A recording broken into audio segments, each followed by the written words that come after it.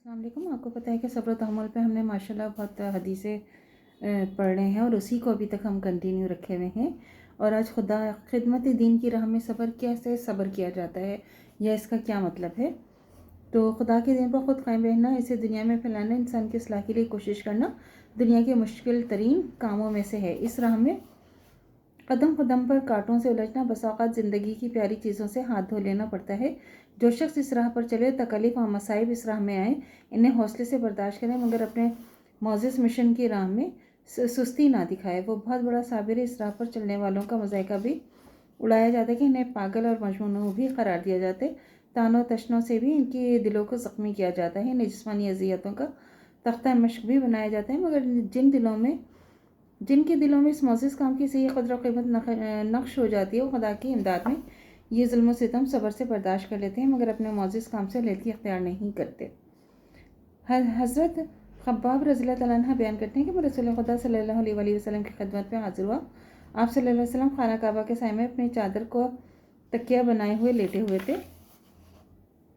इन दिनों हमें मुश्रिकीन से बहुत तकलीफ़ पहुँच रही थी। मैंने अर्ज़ किया, या रसूलल्लाह सल्लल्लाहु अलैहि वसल्लम, क्या आप अल्लाह से हमारे लिए दुआ नहीं करते? कि इस पर आप सल्लल्लाहु अलैहि वसल्लम उठकर बैठ गए और आप सल्लल्लाहु अलैहि वसल्लम का चेहरा मुबारक सुर्ख हो रहा था।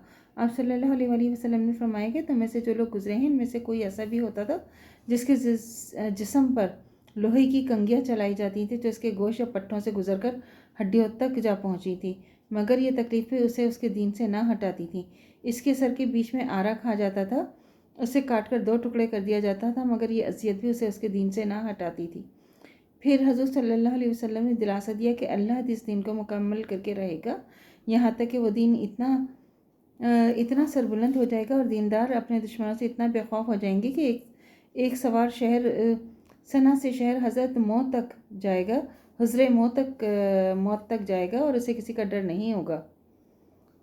सिवाय खुदा की इस हदीस के एक रावी का नाम बयान था। उन्होंने इसे इतने अल्फाज में कहे हैं कि सिवाय भेड़िए के कहीं इसकी बकरियों पर ना आ पड़े। सही बुखारी की हदीस है। और ये जो बहुत ज़्यादा तकलीफ़ में मुब्तला हो जाने के बाद तकाज़ाए बशरियत हज़रत ख़ब्बाब रज़ियल्लाहु अन्हु के मुँह से बात निकल गई, वरना जहाँ तक इनके सब्र इस्तक़ामत का ताल्लुक़ था, उन्होंने खुदा की राह में ऐसी हौलनाक तकलीफ़ें बर्दाश्त की थीं कि पढ़कर रोंगटे खड़े हो जाते हैं। तबक़ात इब्न साद में हज़रत ख़ब्बाब रज़ियल्लाहु अन्हु के बारे में लिखा है कि एक दिन काफिर इन्हें पकड़ कर ले गए और कोयले दहकाकर देखते हुए कोयलों पर इन्हें चित लिटा दिया। फिर एक शख्स ने छाती पर पाँव रख दिया कि वो करवट ना बदल सकें। फिर इसी तरह देखते हुए कोयलों पर पड़े रहे, यहाँ तक कि कोयले आपकी पुश्त के नीचे ही ठंडे हो गए। तो अल्लाह ताला से दुआ करना चाहिए जो हमारे ईमान ही मज़ीद तुम तक कायम दायम रहे, ख़ात्मा बिल खैर ईमान पर हो। इजाज़त दीजिए। अल्लाह हाफ़िज़। मेरे चैनल को लाइक कीजिए, शेयर कीजिए, सब्सक्राइब कीजिए। शुक्रिया।